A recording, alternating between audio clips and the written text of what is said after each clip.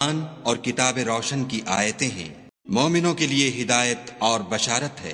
وہ جو نماز پڑھتے اور زکوٰۃ دیتے اور آخرت کا یقین رکھتے ہیں۔ جو لوگ آخرت پر ایمان نہیں رکھتے، ہم نے ان کے اعمال ان کے لیے آراستہ کر دیے ہیں تو وہ سرگرداں ہو رہے ہیں۔ یہی لوگ ہیں جن کے لیے بڑا عذاب ہے اور وہ آخرت میں بھی بہت نقصان اٹھانے والے ہیں۔ اور تم کو قرآن خدائے حکیم و علیم کی طرف سے عطا کیا جاتا ہے۔ جب موسیٰ نے اپنے گھر والوں سے کہا کہ میں نے آگ دیکھی ہے، میں وہاں سے رستے کا پتہ لاتا ہوں یا سلگتا ہوا انگارہ تمہارے پاس لاتا ہوں تاکہ تم تاپو۔ جب موسیٰ اس کے پاس آئے تو ندا آئی کہ وہ جو آگ میں تجلی دکھاتا ہے بابرکت ہے، اور وہ جو آگ کے ارد گرد ہے، اور خدا جو تمام عالم کا پروردگار ہے پاک ہے۔ اے موسیٰ، میں ہی خدائے غالب و دانا ہوں، اور اپنی لاٹھی ڈال دو۔ جب اسے دیکھا تو اس طرح ہل رہی تھی گویا سانپ ہے، تو پیٹھ پھیر کر بھاگے اور پیچھے مڑ کر نہ دیکھا۔ حکم ہوا کہ موسیٰ ڈرو مت، ہمارے پاس پیغمبر ڈرا نہیں کرتے۔ ہاں، جس نے ظلم کیا پھر برائی کے بعد اسے نیکی سے بدل دیا تو میں بخشنے والا مہربان ہوں۔ اور اپنا ہاتھ اپنے گریبان میں ڈالو، بے عیب سفید نکلے گا، ان 2 معجزوں کے ساتھ جو 9 معجزوں میں داخل ہیں۔ فرعون اور اس کی قوم کے پاس جاؤ کہ وہ بد کردار لوگ ہیں۔ جب ان کے پاس ہماری روشن نشانیاں پہنچیں، کہنے لگے یہ صریح جادو ہے، اور بے انصافی اور غرور سے ان سے انکار کیا، لیکن ان کے دل ان کو مان چکے تھے۔ سو دیکھ لو کہ فساد کرنے والوں کا انجام کیسا ہوا۔ اور ہم نے داؤد اور سلیمان کو علم بخشا، اور انہوں نے کہا کہ خدا کا شکر ہے جس نے ہمیں اپنے بہت سے مومن بندوں پر فضیلت دی۔ اور سلیمان داؤد کے قائم مقام ہوئے اور کہنے لگے کہ لوگوں، ہمیں خدا کی طرف سے جانوروں کی بولی سکھائی گئی ہے اور ہر چیز عنایت فرمائی گئی ہے، بے شک یہ اس کا صریح فضل ہے۔ اور سلیمان کے لیے جنوں اور انسانوں اور پرندوں کے لشکر جمع کیے گئے، اور وہ قسم وار کیے گئے تھے، یہاں تک کہ جب چیونٹیوں کے میدان میں پہنچے تو ایک چیونٹی نے کہا کہ چیونٹیوں اپنے اپنے بلوں میں داخل ہو جاؤ، ایسا نہ ہو کہ سلیمان اور اس کے لشکر تم کو کچل ڈالیں اور ان کو خبر بھی نہ ہو۔ تو وہ اس کی بات سے ہنس پڑے اور کہنے لگے کہ اے پروردگار، مجھے توفیق عنایت کر کہ جو احسان تو نے مجھ پر اور میرے ماں باپ پر کیے ہیں ان کا شکر کروں، اور ایسے نیک کام کروں کہ تو ان سے خوش ہو جائے، اور مجھے اپنی رحمت سے اپنے نیک بندوں میں داخل فرما۔ اور جب انہوں نے جانوروں کا جائزہ لیا تو کہنے لگے کیا سبب ہے کہ ہدہد نظر نہیں آتا؟ کیا کہیں غائب ہو گیا ہے؟ میں اسے سخت سزا دوں گا یا ذبح کر ڈالوں گا، یا میرے سامنے اپنی بے قصوری کی دلیل صریح پیش کرے۔ ابھی تھوڑی ہی دیر ہوئی تھی کہ ہدہد موجود ہوا اور کہنے لگا کہ مجھے ایک ایسی چیز معلوم ہوئی ہے جس کی آپ کو خبر نہیں، اور میں آپ کے پاس شہر سبا سے ایک یقینی خبر لے کر آیا ہوں۔ میں نے ایک عورت دیکھی کہ ان لوگوں پر بادشاہت کرتی ہے اور ہر چیز اسے میسر ہے، اور اس کا ایک بڑا تخت ہے۔ میں نے دیکھا کہ وہ اور اس کی قوم خدا کو چھوڑ کر آفتاب کو سجدہ کرتے ہیں، اور شیطان نے ان کے اعمال انہیں آراستہ کر دکھائے ہیں اور ان کو رستے سے روک رکھا ہے، پس وہ رستے پر نہیں آتے اور نہیں سمجھتے کہ خدا کو جو آسمانوں اور زمین میں چھپی چیزوں کو ظاہر کر دیتا اور تمہارے پوشیدہ اور ظاہر اعمال کو جانتا ہے، کیوں سجدہ نہ کریں۔ خدا کے سوا کوئی عبادت کے لائق نہیں، وہی عرش عظیم کا مالک ہے۔ سلیمان نے کہا اچھا، ہم دیکھیں گے تو نے سچ کہا ہے یا تو جھوٹا ہے۔ یہ میرا خط لے جا اور اسے ان کی طرف ڈال دے، پھر ان کے پاس سے پھر آ اور دیکھ کہ وہ کیا جواب دیتے ہیں۔ ملکہ نے کہا کہ دربار والو، میری طرف ایک نامہ گرامی ڈالا گیا ہے، وہ سلیمان کی طرف سے ہے، اور مضمون یہ ہے کہ شروع خدا کا نام لے کر جو بڑا مہربان نہایت رحم والا ہے، بعد اس کے یہ کہ مجھ سے سرکشی نہ کرو اور مطیع و منقاد ہو کر میرے پاس چلے آؤ۔ خط سنا کر کہنے لگی کہ اے اہل دربار، میرے اس معاملے میں مجھے مشورہ دو، جب تک تم حاضر نہ ہو اور صلاح نہ دو میں کسی کام کو فیصل کرنے والی نہیں۔ وہ بولے کہ ہم بڑے زور آور اور سخت جنگجو ہیں، اور حکم آپ کے اختیار ہے تو جو حکم دیجیے گا اس کے معال پر نظر کر لیجیے گا۔ اس نے کہا کہ بادشاہ جب کسی شہر میں داخل ہوتے ہیں تو اس کو تباہ کر دیتے ہیں اور وہاں کے عزت والوں کو ذلیل کر دیا کرتے ہیں، اور اسی طرح یہ بھی کریں گے۔ اور میں ان کی طرف کچھ تحفہ بھیجتی ہوں اور دیکھتی ہوں کہ قاصد کیا جواب لاتے ہیں۔ جب قاصد سلیمان کے پاس پہنچا تو سلیمان نے کہا، کیا تم مجھے مال سے مدد دینا چاہتے ہو؟ جو کچھ خدا نے مجھے عطا فرمایا ہے وہ اس سے بہتر ہے جو تمہیں دیا ہے۔ حقیقت یہ ہے کہ اپنے تحفے سے تم ہی خوش ہوتے ہوگے۔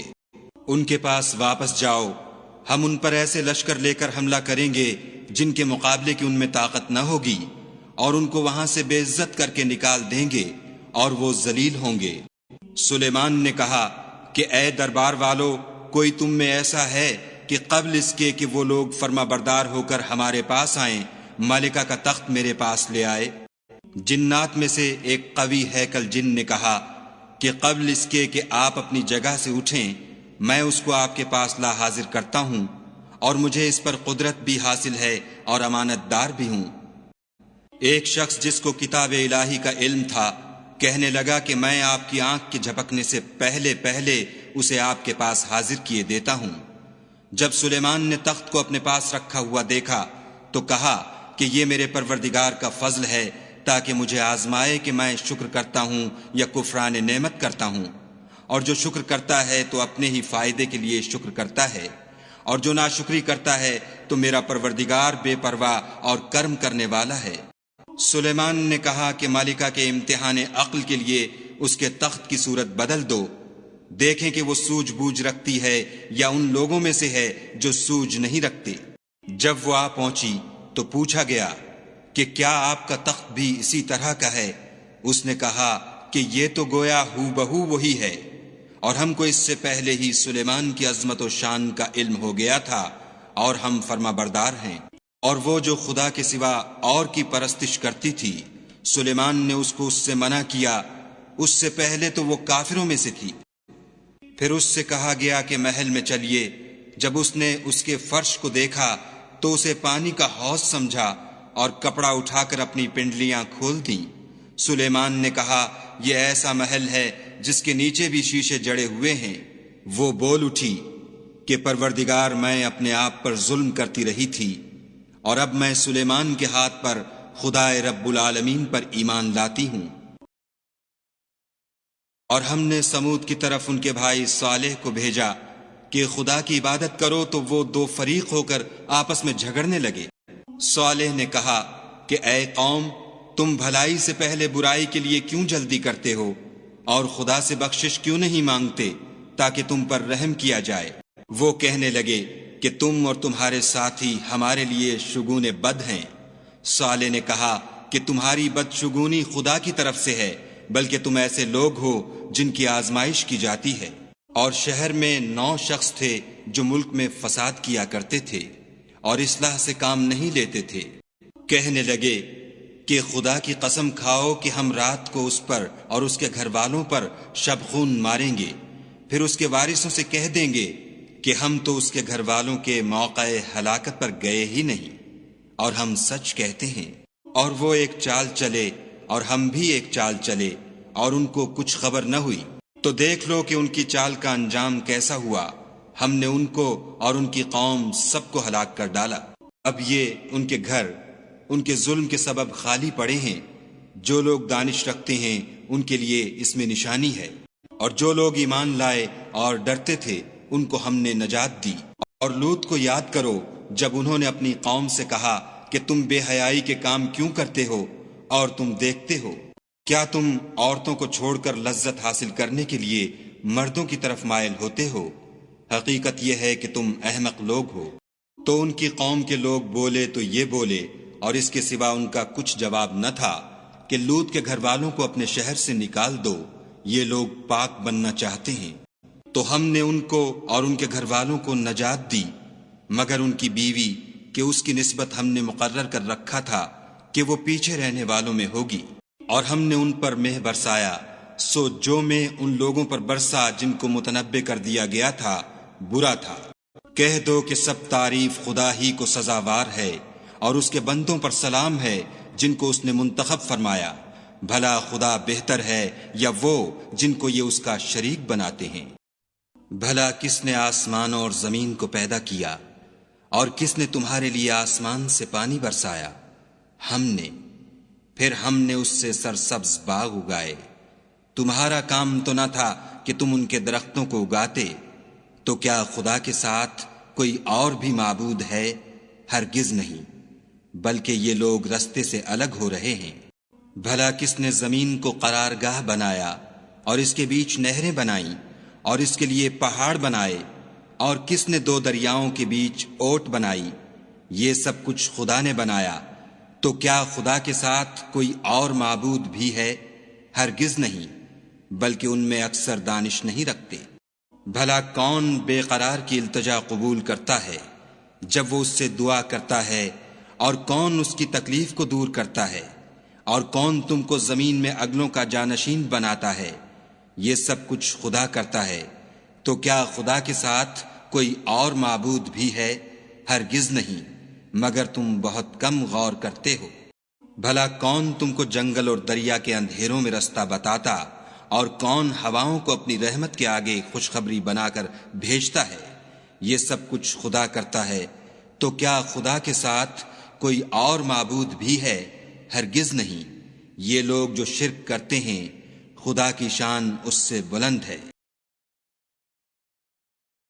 بھلا کون خلقت کو پہلی بار پیدا کرتا پھر اس کو بار بار پیدا کرتا رہتا ہے؟ اور کون تم کو آسمان اور زمین سے رزق دیتا ہے؟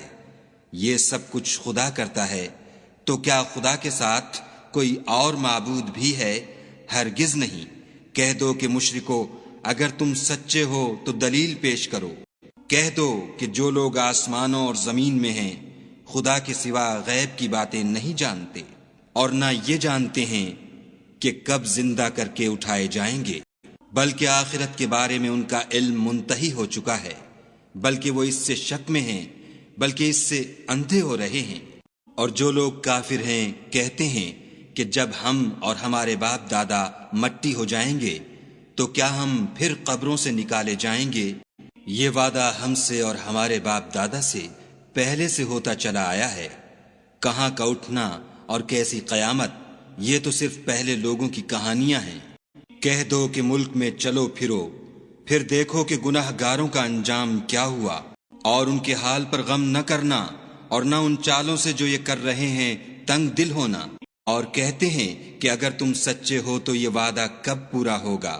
کہہ دو کہ جس عذاب کے لیے تم جلدی کر رہے ہو شاید اس میں سے کچھ تمہارے نزدیک آ پہنچا ہو، اور تمہارا پروردگار تو لوگوں پر فضل کرنے والا ہے، لیکن ان میں سے اکثر شکر نہیں کرتے۔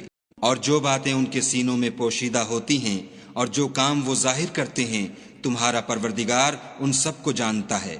اور آسمانوں اور زمین میں کوئی پوشیدہ چیز نہیں ہے مگر وہ کتاب روشن میں لکھی ہوئی ہے۔ بے شک یہ قرآن بنی اسرائیل کے سامنے اکثر باتیں جن میں وہ اختلاف کرتے ہیں بیان کر دیتا ہے، اور بے شک یہ مومنوں کے لیے ہدایت اور رحمت ہے۔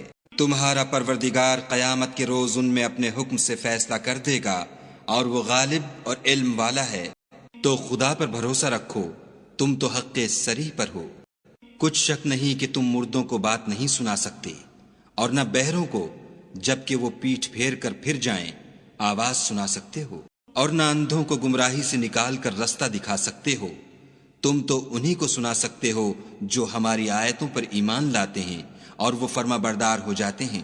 اور جب ان کے بارے میں عذاب کا وعدہ پورا ہوگا تو ہم ان کے لیے زمین میں سے ایک جانور نکالیں گے جو ان سے بیان کر دے گا، اس لیے کہ لوگ ہماری آیتوں پر ایمان نہیں لاتے تھے۔ اور جس روز ہم ہر امت میں سے اس گروہ کو جمع کریں گے جو ہماری آیتوں کی تکذیب کرتے تھے تو ان کی جماعت بندی کی جائے گی، یہاں تک کہ جب سب آ جائیں گے تو خدا فرمائے گا کہ کیا تم نے میری آیتوں کو جھٹلا دیا تھا اور تم نے اپنے علم سے ان پر احاطہ تو کیا ہی نہ تھا؟ بھلا تم کیا کرتے تھے؟ اور ان کے ظلم کے سبب ان کے حق میں وعدہ عذاب پورا ہو کر رہے گا تو وہ بول بھی نہ سکیں گے۔ کیا انہوں نے نہیں دیکھا کہ ہم نے رات کو اس لیے بنایا ہے کہ اس میں آرام کریں، اور دن کو روشن بنایا ہے کہ اس میں کام کریں؟ بے شک اس میں مومن لوگوں کے لیے نشانیاں ہیں۔ اور جس روز سور پھونکا جائے گا تو جو لوگ آسمانوں اور جو زمین میں ہیں سب گھبرا اٹھیں گے، مگر وہ جسے خدا چاہے، اور سب اس کے پاس عاجز ہو کر چلے آئیں گے۔ اور تم پہاڑوں کو دیکھتے ہو تو خیال کرتے ہو کہ اپنی جگہ پر کھڑے ہیں، مگر وہ اس روز اس طرح اڑتے پھریں گے جیسے بادل۔ یہ خدا کی کاریگری ہے جس نے ہر چیز کو مضبوط بنایا، بے شک وہ تمہارے سب افعال سے باخبر ہے۔ جو شخص نیکی لے کر آئے گا تو اس کے لیے اس سے بہتر بدلہ تیار ہے، اور ایسے لوگ اس روز گھبراہٹ سے بے خوف ہوں گے۔ اور جو برائی لے کر آئے گا تو ایسے لوگ اوندھے منہ دوزخ میں ڈال دیے جائیں گے۔ تم کو تو انہی اعمال کا بدلہ ملے گا جو تم کرتے رہے ہو۔ کہہ دو مجھ کو یہی ارشاد ہوا ہے کہ اس شہر مکہ کے مالک کی عبادت کروں جس نے اس کو محترم اور مقام ادب بنایا ہے، اور سب چیز اسی کی ہے، اور یہ بھی حکم ہوا ہے کہ اس کا حکم بردار رہوں، اور یہ بھی کہ قرآن پڑھا کروں۔ تو جو شخص راہ راست اختیار کرتا ہے تو اپنے ہی فائدے کے لیے اختیار کرتا ہے، اور جو گمراہ رہتا ہے تو کہہ دو کہ میں تو صرف نصیحت کرنے والا ہوں۔ اور کہو کہ خدا کا شکر ہے وہ تم کو عنقریب اپنی نشانیاں دکھائے گا تو تم ان کو پہچان لوگے، اور جو کام تم کرتے ہو تمہارا پروردگار ان سے بے